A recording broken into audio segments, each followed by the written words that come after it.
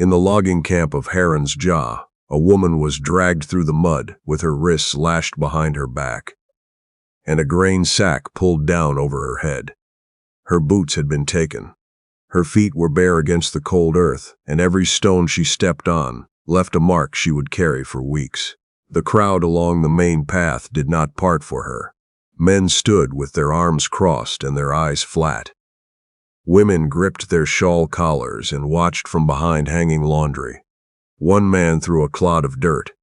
Another called out something that made the others laugh. The constable, holding her arm, shoved her forward whenever she slowed. He did not look ashamed. He looked bored. At the far end of the camp, beside the company foreman's office, a short platform of raw spruce boards had been hammered together that morning. The nails were still bright. The constable pushed the woman up the 2 steps and left her standing there, swaying, while the foreman, a man named Bertrand Cruz, read from a folded paper he held, like it was a legal document. It was not. "This woman," Krause read, his voice carrying across the mud, "is charged with the theft of company property, the destruction of mill records, and the death of Superintendent Harwick Dodd. She is to be removed from camp and sold into bonded service, per the authority of the Northern Timber Syndicate." No judge had signed that paper. No court had heard the charge. But in Heron's Jaw, the syndicate's word moved faster than any circuit magistrate, and men had learned not to ask questions that made foremen remember their names. At the back of the gathered crowd stood Everett Kane. He was 41 years old, lean through the jaw, gray at the temples, and wearing a coat that had been repaired so many times along the collar that the stitching had become a kind of record. He had come down from the lake camp that morning with a load of cedar shingles on his wagon and a list of supplies he owed himself after 3 months of cutting alone. He had not come for this, but Everett had grown up in a company town, and he knew the sound a crowd made when it had decided to let something wrong happen because the wrongness was aimed at someone else. He stood still and watched. The constable called out for bids. The first silence lasted long enough to embarrass every person standing in it. Then a man near the front offered a figure that made Krause frown. Then another man, laughing, offered less. The woman on the platform did not move. She stood with her chin level and her bare feet planted on the boards, and she did not make a sound, which Everett thought took more courage than shouting would have. He reached into his vest pocket. He had $23 left from the cedar run. He needed 12 of it for supplies. He stepped forward through the crowd without excusing himself, and he placed $11 on the corner of Krause's folding table. Krause looked at the money. Then he looked at Everett. "That enough?" Everett said. "She's a murderer, Kane." "Then I'm buying your problem off your hands." He picked up $1 from the pile and put it back in his pocket because 11 felt like too clean a number, and he wanted Krause to remember the transaction as messy. $10. Take it or don't. Krause took it. Everett climbed the 2 steps. He drew his pocket knife and cut the rope from the woman's wrists before the constable could move to stop him. The crowd was quiet now in the different way that crowds go quiet when they are not sure who has the authority. "There's a wagon at the north end," Everett said to the woman, low enough that only she could hear. "I'm going to walk beside you. Nobody will stop us." She turned her head slightly inside the grain sack. Her voice, when it came, was rough from not being used. "Don't touch the sack," she said. "Not here. I'll do it myself." He stepped back and let her. She reached up with both freed hands and pulled the sack from her own head. The crowd saw her face. Some of them looked away. Some of them didn't. Everett looked only long enough to understand what had been done to her, and then he turned toward the wagon and began to walk. And she followed him. And no one stepped into their path. He did not ask her anything until they were clear of the camp road and into the timber, where the spruce grew thick enough on both sides to swallow the sound of Heron's Jaw behind them. The wagon moved slowly on the rutted track. Everett drove. The woman sat beside him on the bench with her knees together, and her hands in her lap, and her bare feet tucked back beneath the seat, as if she could hide the fact of them. He reached behind the bench and pulled out a pair of wool socks that had been drying there since the morning. He did not offer them to her. He set them on the seat between them. After a while, she picked them up. "My name is Everett Kane," he said. "I have a camp on the north shore of Linden Lake. It's about 4 hours up the track. You can stay there tonight." She did not answer right away. "Nora Pell," she said finally. "My name is Nora Pell." He nodded and said nothing more about it. The track climbed through second-growth birch and then through older timber where the canopy closed above them, and the light went green and quiet. Nora watched the trees the way a person watches something they are not sure they will be allowed to keep looking at. Her hands, Everett noticed, had stopped shaking by the time they reached the ridge. It was dark when the lake appeared below them through the trees, black and still, and holding the last of the sky's light along its eastern edge. The camp was 2 buildings, a cabin and a smaller shed for tools. A stack of cut wood stood against the cabin wall. Smoke came from nothing because Everett had not been home in 3 months. He helped her down from the wagon without making a thing of it, steadied her when her legs went, uncertain, under her, and opened the cabin door. Inside it was cold and close, and smelled of cedar and old ash. He built a fire in the stove while she stood near the door. "There's a cot behind that partition," he said. "Blankets in the chest." She did not move toward it. She was looking at the wall beside the window where a woman's coat hung on a single peg. It was a dark green wool coat, good quality, with a fur trim at the collar that had worn thin. Everett saw what she was looking at. "My wife's," he said. "She died 3 winters ago." Nora looked at him. "I'm sorry. It was a fever. There was a doctor in Millhaven, but the road was out." He said it without expression. The way you say something you have rehearsed enough times that the grief has moved somewhere deeper than your voice can reach. "You can use the coat if you need it." She would not have minded. Nora crossed the room slowly and touched the collar of the coat with 2 fingers.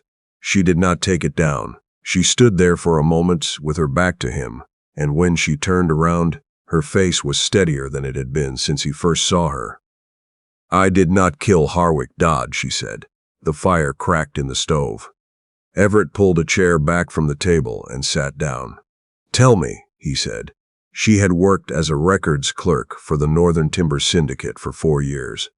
Not because she loved the work, but because she was good with numbers, and her father had died owing company debt, and this was the arrangement the syndicate offered the children of men who died owing them money.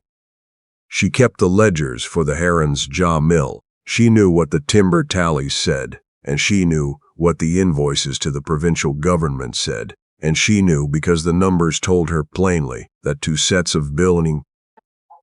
2 sets of figures were not the same. The syndicate was billing the province for timber volumes that had never been cut. The land grants were being extended based on false production records. The men who would profit from those grants had names Nora had seen signed at the bottom of government contracts. One of those names was Harwick Dodd. He was the superintendent, Nora said. He ran the mill, but the fraud started above him. Someone was using Dodd's signature on the false invoices without him knowing. She wrapped both hands around the tin mug Everett had filled with water from the bucket. "I found letters he had written to the land office trying to correct the records. They were never sent. Someone in the syndicate office was holding them." "Who?" Nora's jaw tightened. "A man named Fletcher Rue. He's the syndicate's regional director. He runs 3 camps from an office in Barton Falls." Everett was quiet for a moment. "Rue," he said. She looked at him. "You know him?" Everett stood and walked to the window and stood with his back to her.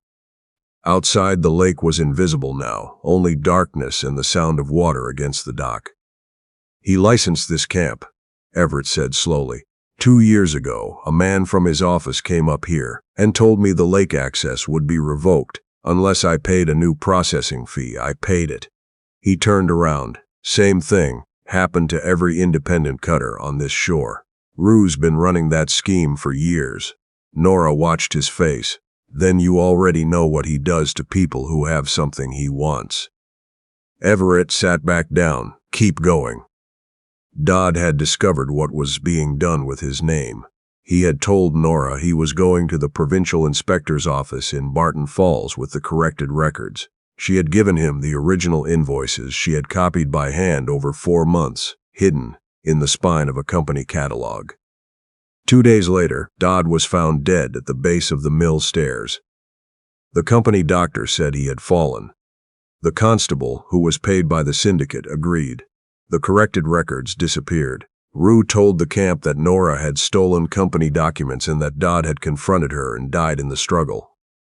By the time she understood what was happening, the constable already had her name written on a warrant. She had run. Not far enough. "The copies I made," she said. "I still have them." Everett looked at her hands on the mug. "Where?" She reached up and found the seam at the inside hem of her skirt and began to pick at the stitching with her thumbnail. After a moment, she drew out a thin sheaf of folded papers, dense with columns of figures, and laid them on the table between them. Everett leaned forward and looked at them without touching. "How long before Rue sends someone up here?" he said. "He already knows you bought me out of camp," Nora said. "By morning." Everett sat with that for a moment. Then he pushed back his chair, crossed to the tool shed door, and came back with a second rifle. He set it on the table beside the papers. "Do you know how to use one of these?" "No." "Then I'll show you in the morning. Get some sleep." She did not sleep. Or, if she did, it was the kind of sleep that gives nothing back, the kind that leaves you exactly as tired as when you closed your eyes. In the gray hour, before dawn, she heard Everett moving in the main room, and she got up and found him at the stove with coffee already made and 2 mugs on the table. He spent the morning teaching her, not because he thought she would need to shoot someone, though he did not rule it out, but because Nora had spent 4 years having things taken from her, by men who assumed she would not fight back, and there was something in the way she stood at the tree line with the rifle in her hands, adjusting her grip, asking questions, not flinching at the noise. That told him she had been waiting a long time for someone to treat her knowledge of danger as a thing worth building on, rather than a thing to be protected from. They worked through 3 boxes of shells over 2 days. She got good fast. In the evenings they sat at the table, and Everett told her what he knew about the provincial land inspector's office in Barton Falls. And she told him about the syndicate's billing system, and together they mapped out what the papers she had copied could prove and what they still needed. On the 3rd evening, while Nora was mending a tear in the green wool coat by the lamplight, she found something in the inside pocket. A train ticket stub dated 3 winters back, from Barton Falls to Linden Junction. She held it up. Everett looked at it from across the room. "She was coming home for Christmas," he said. The road was out. She took the train and walked the last 12 miles. He paused. "I didn't know until the Millen family found her at their fence." Nora set the ticket stub gently on the table between them like it was something that deserved to be put down carefully.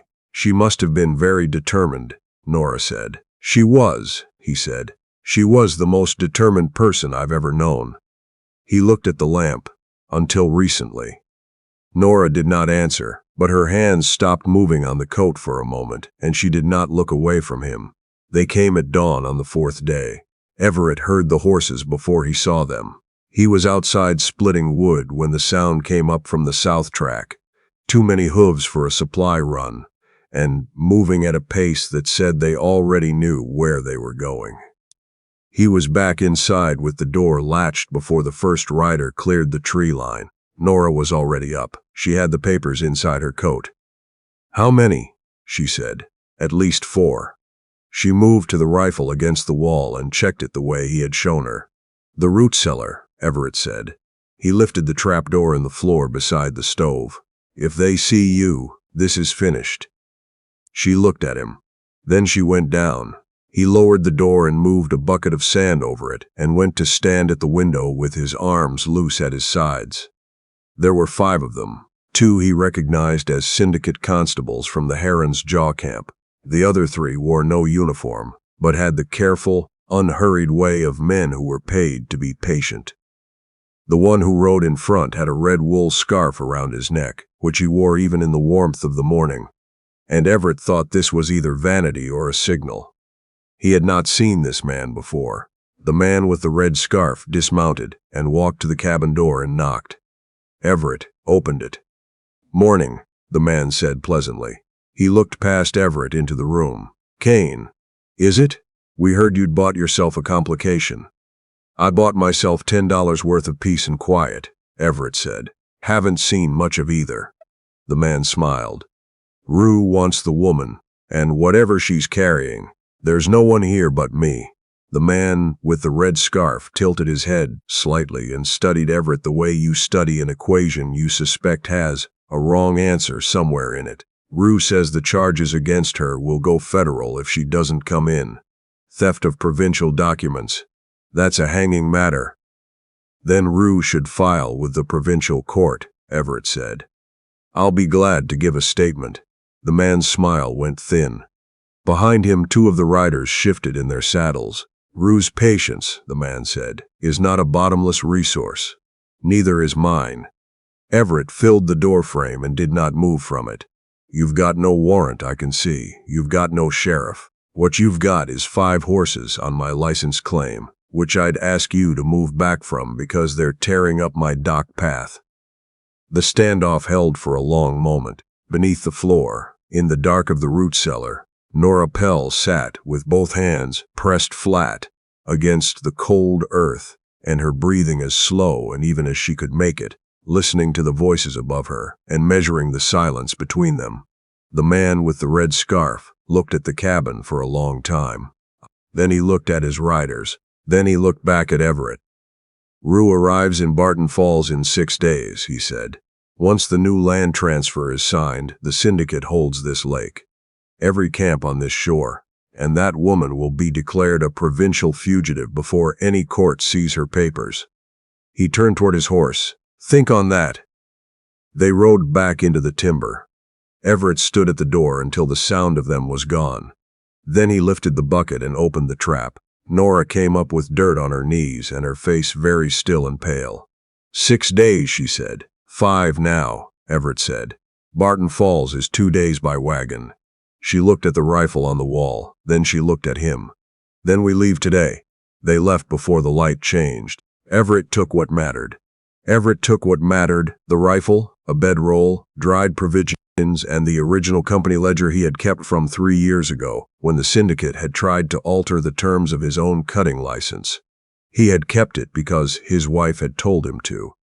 She had said, when they argued about it at the kitchen table, that a man who keeps records is a man who keeps his dignity. He had thought at the time that it was a woman's reason. He understood now that it was simply a correct one. Nora held the papers beneath her coat and climbed onto the wagon bench without being helped. Not because she didn't need it, but because she had decided that the space between needing help and accepting it was hers to manage. The track south ran through deep timber for the first 8 miles, and then broke onto the lake road where the ground was harder and faster. They moved through the morning without speaking much. When a branch cracked somewhere in the timber to their left, Nora turned with the rifle across her knees, and they both listened. Only wind in the upper branches. But neither of them believed they were alone. On the first night, they stopped in a derelict trapper's line camp off the main road. A single plank shelter open on one side, out of the wind but not out of the cold. Everett built the smallest fire that would still be useful, and they sat close enough to it that the warmth was real. "Tell me about her," Nora said after a while. Everett fed a small piece of birch into the fire. "Her name was Hazel. She was from Linden Junction originally. She came up to Heron's Jaw one summer because her cousin was working the cook tent, and she stayed because—" He stopped. "She said she stayed because the lake was too beautiful to leave in September." He looked at the fire. "She meant she stayed because I was too stupid to ask her to stay, and she wasn't willing to let that be the end of it." Nora almost smiled. She sounds like she was someone who finished things, Nora said. She was. He looked at the fire. I never understood what she saw in a life this far north. She never doubted it. Nora was quiet for a moment. When you have spent your whole life being told your judgment cannot be trusted, she said, being certain of anything is a kind of power. Everett looked at her. She was looking at the fire, not at him, and he thought she had probably not meant to say quite that much. They did not speak again before sleeping, but the fire between them felt less like heat and more like something shared. They were a half day out of Barton Falls when the riders came. The road narrowed at Carver's Crossing, where the creek ran high in the spring thaw and the banks forced any wagon to slow. Everett had known the place since he was 20, and he had known, since they left the lake, that if Rue's men were going to move, they would move there. He told Nora before they reached it. Stay on the wagon until I tell you different, he said. If they come from both sides, go left. There's a timber yard 60 yards into the trees. Stone foundation. Keep the rifle and keep low. And the papers? Don't let them touch the papers. She squared her jaw. That was not in question. They came from both sides. They came from both sides. 3 riders from the left bank and 2 from the right, and the man with the red scarf in the middle of the road ahead. Standing with his horse sideways across the path, unhurried, like a man who had already decided how the next 10 minutes would go, Everett brought the wagon to a stop. Last chance, the man with the red scarf said. Everett did not answer. He was watching the 2 riders on the right bank and the way the near one's hand was moving toward his coat. The near one drew. Everett was already dropping off the bench to the left side of the wagon. The shot came over the top of the seat and hit the backboard with a sound like a hammer. Nora was already gone from the right side, low and moving into the trees, and Everett thought, with something that was almost relief. She listened. He fired once from beneath the wagon, and the near rider's horse bolted and took its rider with it, flat crashing through the creek brush. The man with the red scarf spurred forward, and Everett rolled right and came up on the roadside, and the man was already pulling up hard, because Nora was there at the tree line with the rifle leveled, and she was not shaking. Get down, she said. It was not a shout. It was the voice of someone who has already decided.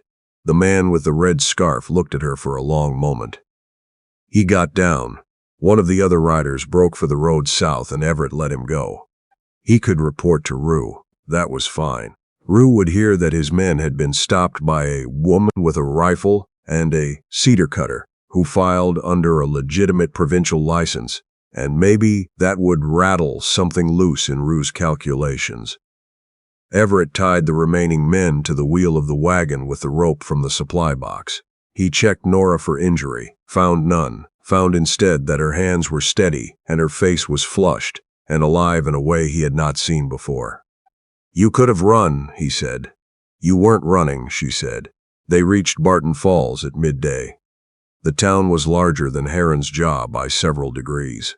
It had a hotel, a post office, a magistrate's building with glass windows, and a provincial land office that shared a wall with the telegraph station. It also had, as of that morning, Fletcher Rue, who had arrived a day early and was already in a meeting with the land commissioner when Everett and Nora walked through the front door of the magistrate's building with mud on their coats and documents in their hands. The clerk at the front desk looked at them with the particular expression of a person who suspects they are about to have a complicated afternoon. Nora set the folded papers on the clerk's desk. I need to speak with the provincial inspector, she said. Her voice was level. I have documentation of fraudulent land billing by the Northern Timber Syndicate, covering 4 fiscal years. I have original company ledger records. I have copied invoice discrepancies.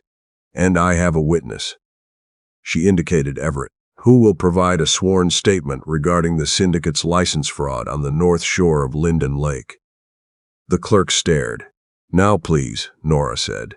The hearing was held the following morning in the magistrate's courtroom, which was the largest room in Barton Falls, and still not quite large enough for everyone who came. Fletcher Rue sat at the front table in a suit that cost more than most men in the room earned in a season.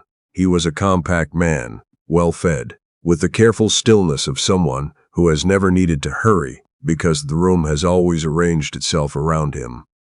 When Nora entered, he did not look at her directly. He looked at the table in front of him with the expression of a man hearing a noise he has decided is beneath him. Nora had borrowed a dress from the hotel keeper's wife. It was dark blue wool and it fit her well enough. Everett sat behind her, still in his own coat, leaning on the back of the bench the way a man leans when he is tired but intends to stay as long as it takes. The provincial inspector, a careful gray-haired man named Aldous Fenn, heard Nora first. She named the false invoices. She named the billing periods, she said. She named the land grants that had been approved on fraudulent production records. She placed the copied papers on the inspector's desk one at a time, and she read aloud from each one without hurrying or looking at Rue. Rue's counsel said the papers were fabrications. He said Nora was a disgraced clerk who had been removed for theft. He said the death of Superintendent Dodd was a tragedy she was now exploiting for revenge. A murmur moved through the room. Some faces hardened toward Rue, some wavered toward him. Nora had seen this before. In Heron's Jaw, on the platform, in every room where a woman's account of her own experience is treated as less reliable than a well-dressed man's denial of it. The doubt in those faces was not personal. It was just the way doubt worked when the person speaking had already been labeled. She kept going. She named Dodd's letter. She described the letters she had found, held in the syndicate office letters. Dodd had written to the land commissioner that never arrived. Letters that documented his own attempt to correct the fraud before his name could be attached to it. She described the date and the language of each one, because she had read them so many times in the company filing room that she had memorized them out of a feeling she could not name at the time, but understood, ought now to have been premonition. Rue's counsel objected. The letters were hearsay. They could not be verified. Aldous Fenn frowned and looked at his desk. Then Everett stood up. He was not called. He simply stood. "I'd like to say something," he said. Fenn looked at him over his spectacles. "I've got a company ledger from 3 years ago," Everett said. "It's syndicate issued, has my cutting license record in it, and 2 others from independent camps on the North Shore. All 3 of us were told our licenses were being reclassified. The reclassification fee we paid doesn't appear anywhere in the official syndicate records." He placed his own ledger on the clerk's table, but it appears in the billing invoices Miss Pell copied, under a different account heading. The room went quiet in the way. Rooms go quiet when an abstraction becomes a fact. Fenn looked at the ledger. He looked at the papers. He looked at Rue, who had gone very still in the way of a man reassessing his position. "I'd like to recess," Fenn said, "to review these documents." Rue did not break easily. During the recess, he sent his counsel to speak with Fenn's clerk. He sent a telegram. He had the man with the red scarf, who had somehow arrived in Barton Falls, without the rope burns being obviously visible, move quietly through the hotel lobby and speak to 2 of the men who had been present for the morning session. But Fenn was methodical. He spent the afternoon with the papers. He compared the billing columns. He sent a telegraph to the land commissioner's office in the capital, and received by evening a response that confirmed 3 of the land grants cited in Nora's documentation had been approved on the basis of production figures that were now, upon direct comparison, clearly inaccurate. The hearing resumed the next morning. Rue spoke for a long time. He was very good at speaking. He framed Nora as unstable, as grieving, as a woman who had suffered a breakdown in the aftermath of a colleague's death and was now confusing her own distress with wrongdoing. He said it with compassion, which was worse than saying it with contempt, because compassion is harder to argue with in a room full of strangers. Nora listened to all of it. Then Fenn looked at her and asked if she wished to respond. She stood up. "I worked those ledgers for 4 years," she said. I know the difference between a column that doesn't balance because of a calculation error and a column that doesn't balance because the numbers feeding it were never real. She looked at the inspector and not at Rue. I am not confused. I am not unstable. I am the only person in this room who has read every document I have placed on that desk, and I will answer any question you have about any figure on any page. Fenn asked several questions. Nora answered each one. Rue's counsel asked several more. Nora answered those too. Then a man near the back of the room stood up.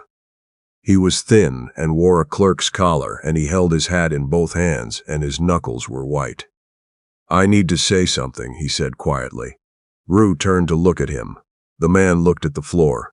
My name is Dennis Warwick. I'm a copy clerk in the Barton Falls syndicate office. He swallowed. Mr. Rue told me to hold the superintendent's letters. Dodd's letters. He said they were being reviewed. He looked up finally and found Nora's face. I held them for 6 months. Then he told me to file them under inactive correspondence. His voice had gone very small. I didn't know what had happened to Dodd until I heard it this morning. Rue was on his feet. His counsel was on his feet. Fenn struck the desk with his palm once, sharply, and the room settled. What followed was not swift, but it was thorough. By that afternoon, the land commissioner had sent 2 officers from the provincial constabulary to take Rue into custody, pending a full audit of the syndicate's Northern Division accounts. The fraudulent land grants were suspended. The false charges against Nora were struck from the constable's record in Heron's Jaw. The mill constable who had signed the warrant was put on notice pending his own inquiry, and Nora Pell stood outside the magistrate's building, in the afternoon light with the documents in her hands, and her name restored to her, and she breathed in a way she had not breathed in a long time.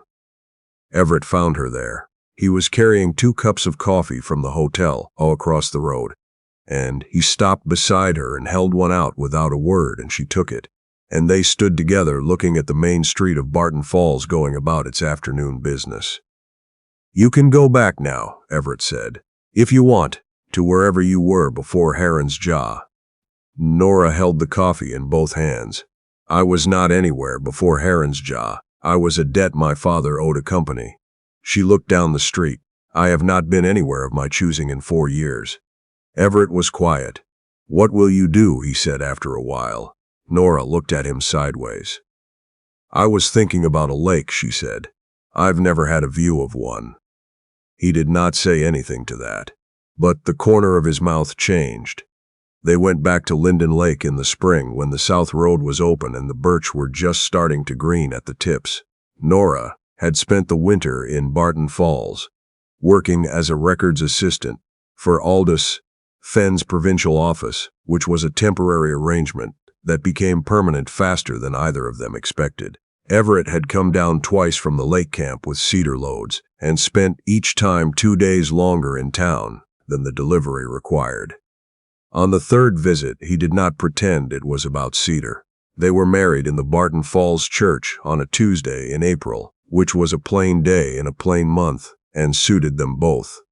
Fenn signed the register. The hotel keeper's wife cried, which surprised Nora and did not surprise Everett.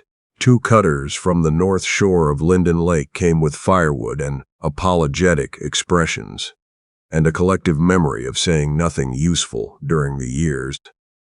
Rue had run them in circles, and Nora accepted their handshakes without coldness because she understood that silence under pressure was not the same as cruelty, even when it cost someone else dearly.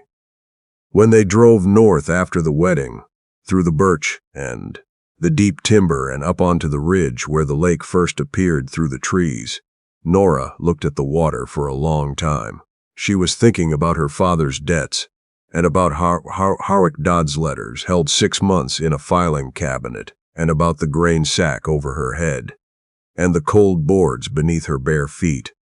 She was thinking about all the ways a person can be told they are not worth the trouble of justice. And then she stopped thinking about those things. She was here. The lake was real. The man beside her was not perfect, and neither was she, and they had both had enough of the kind of story where a person has to be perfect in order to deserve a decent life. He reached into his coat pocket and placed a small thing on the bench between them. It was the $10 receipt Kraus had written him at Heron's Jaw. Wrinkled now, the ink faded, the paper soft from having been in and out of a pocket too many times. "That's what you paid?" Nora said. "That's what they said you were worth," Everett said. "I thought you should have it. So you can throw it in the lake, or burn it, or keep it, depending on what feels right."